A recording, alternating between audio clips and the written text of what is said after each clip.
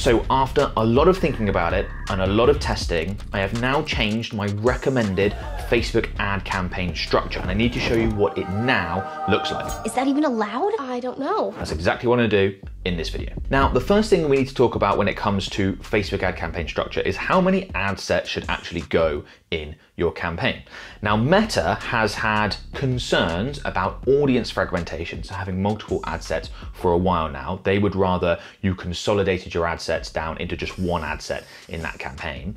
And that is advice that I have ignored for a long time. And my logic for a long time as to the reason why I recommended people ignore that advice was because by having different ad sets with different targeting options, not just lumping all your targeting options into one ad set, you could then accurately see this targeting option in this ad set produces a cost per result of X.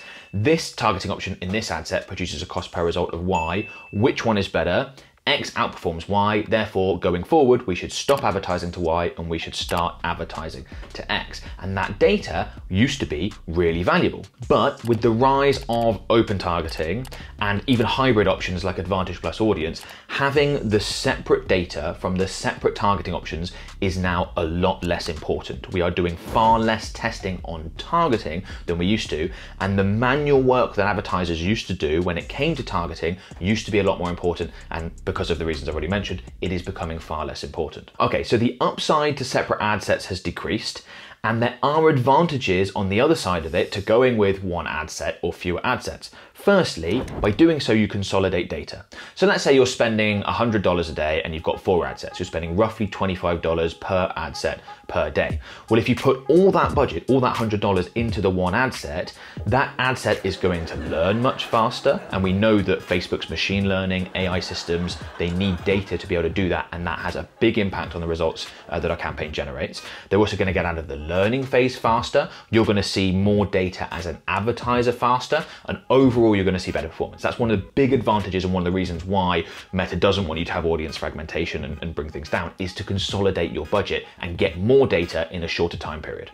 Secondly, with open targeting, broad targeting, even things like Advantage Plus Audience, your audiences have massive overlap. So if, say, for example, you're targeting an interest in one ad set and a lookalike audience in another ad set and open targeting in another ad set, well, there's enormous amounts of overlap going on there anyway. So having those as sort of distinct audiences as they used to be a number of years ago, that has become less and less and less, and now has really gotten to the point where it just doesn't really happen at all, particularly with ad accounts that can't turn off things like detailed targeting audience expansion, which is becoming more and more common. So you're going to see massive, if not total, audience overlap between the ad sets, and again, that factors into this decision. By using one ad set in a campaign, you also avoid auction overlap, which is a bit different to audience overlap. Auction overlap is where multiple ad sets are trying to compete in the same auction. You think about trying to put your ads in front of users on Meta, you are entering an auction where you're competing against other advertisers, etc., etc. Well, if you've got multiple ad sets from the same advertiser entering the same auction, that negatively impacts the delivery of one or both of those ad sets.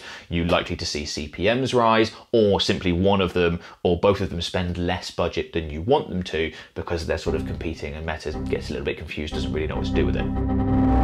So adding all that up, that's why I'd now recommend that most advertisers have one ad set in their Facebook ad campaign as opposed to multiple, but it doesn't mean you should only ever have one ad set and one campaign, and there are also times we have multiple ad sets. Firstly, the way I would typically structure now direct to offer, so if you're directly advertising your products or services, I would go with one cold audience campaign and one warm audience campaign. Each one of those would have one ad set. The warm audience campaign would have all your warm audiences in there, and the cold audience is probably going to use either open targeting or a hybrid targeting option like Advantage Plus Audience. I have other tutorials on targeting that you can check out for more information on those, so I'll include a link in the description below as to what you'd include in there. But that's what I would have from a typical campaign structure if you are using the direct to offer. But there are other strategies that I really like and that I recommend, things like my omnipresent content strategy. Again, if you're not familiar with that, I'll include a link in the video description. With the omnipresent content strategy, just to very quickly explain, what we're trying to do is put multiple ads in front of people repeatedly over an extended period of time that deliver value, demonstrate expertise, provide client, customer testimonials, have call to actions to try and build a relationship and get someone to the point where they're willing to purchase from you and no one else, and purchase at a higher price and all that sort of good stuff. Now, that campaign type requires multiple ad sets in a campaign. You might have 8, 10, 12 different ad sets live in that campaign at once, and that's absolutely fine. It's a completely different campaign type, it's a different strategy. When you set one of those up, Meta's not gonna like it. You're gonna get all this warning saying audience fragmentation and you shouldn't be doing this, but we're not trying to do the typical thing with Facebook ads when you use an omnipresent content campaign. We're trying to do something different, and for that you need a different structure. So in that scenario, I'd absolutely still have multiple ad sets per campaign. Just want to be very clear about that. Just because my recommendation for most people when it comes to direct to offer has changed doesn't mean that we change absolutely everything, and that's a good example. I would also still recommend that you use different campaigns when you're advertising different product ranges. You don't usually want to lump everything that you're advertising into one campaign. So you've got different product range, different campaigns, or different offers you want to test, different campaigns. And we would often use different campaigns specifically for testing new ad creative. What a lot of Facebook advertisers experience is that, let's say you've got a winning ad and you're running that within your campaign, you want to test new ad creative, so you add that into the existing campaign, and Meta just doesn't give it any budget. It just keeps using the winning ad from previously, and you've spent all this time, effort, money creating these new ads, and they just don't get any budget. You've no idea whether they are going to perform well, not perform, etc. A separate testing campaign could be a good way to do it. And often in that testing campaign, we might have multiple ad sets that allow us to test more ads faster. Again, that's going to depend on the business and depend on the budget. The larger the budget, we're more likely to do something like that. But just be aware that there are scenarios like that that differ from the norm to some extent, and we would deviate from this one ad set per campaign recommendation as well. Okay, so that's ad sets. In a second, I'm going to talk about ads and how many ads you should have in those ad sets. Before I do, I want to quickly mention our done-for-you Facebook and Instagram advertising services. If you want my company to create, manage, and optimize your Facebook and Instagram ad campaigns, take that workload off your hand, help you scale, help you get better results, we can almost certainly do that. If you're interested, there is a link in the video description below. You can click on that, come through to a page on the website, and just book in a free, no obligation call to find out more, what we charge, how we can help, all that sort of stuff. So if you're interested, go ahead and do that, and hopefully we get a chance to work together. So when it comes to the number of ads you should have in your ad sets, Meta has updated their recommendations around this, and I've got Meta's support doc up about this. So I'm just going to scroll down to the section where we talk about this, decreasing ads per ad set. That's an interesting title for this section, right? So you can see what the lines that Meta's looking to take similarly to decreasing the number of ad sets.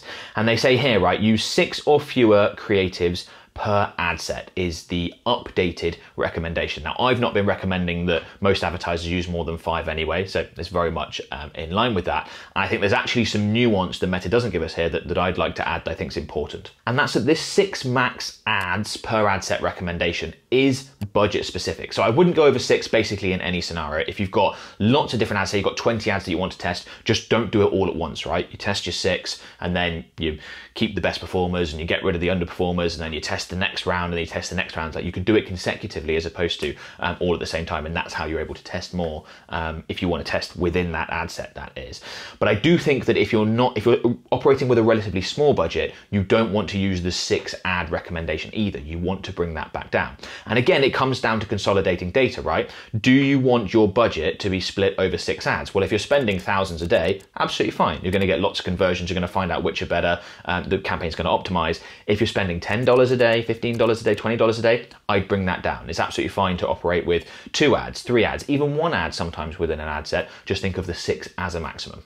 Now, this recommendation of 6 creatives max per ad set does not apply to dynamic creative, which is obviously a different ad type. In dynamic creative, you can have up to 10 creative variations, creative options within the one ad, plus you can have multiple text variations and headline variations and things like that. Now, in dynamic creative ad sets, you can only have 1 ad in there, but you can have the full 10. I just wanted to make that clear, that if you're running a dynamic creative ad thinking, oh, can I only have 6 creatives in it? No, you can still use 10, that's fine.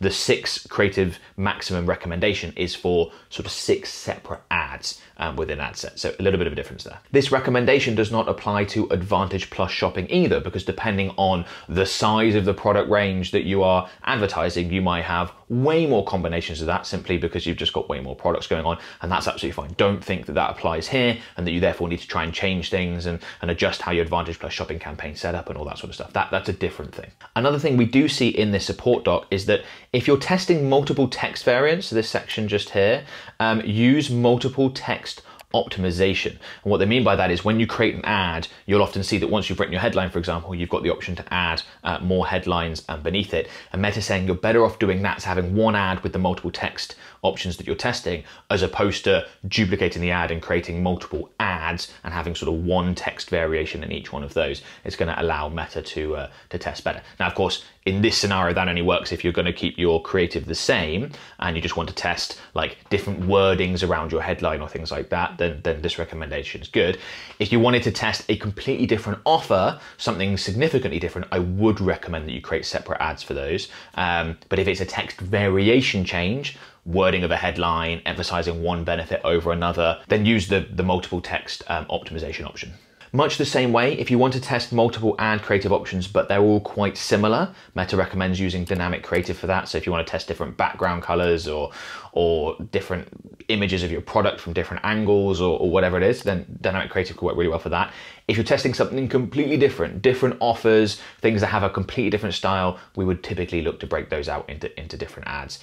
Exactly the same logic applies there with the text variations. It just depends how different from the control from the main ad are we going with our testing. If it's small, use dynamic creative or the multiple text optimization. If it's bigger, separate ads. In this video, I briefly touched on retargeting, but if you want to see my exact retargeting strategy, you can check it out in this video here. In that video, I show you the only retargeting strategy that you need to see great results on Facebook. Go ahead and check it out.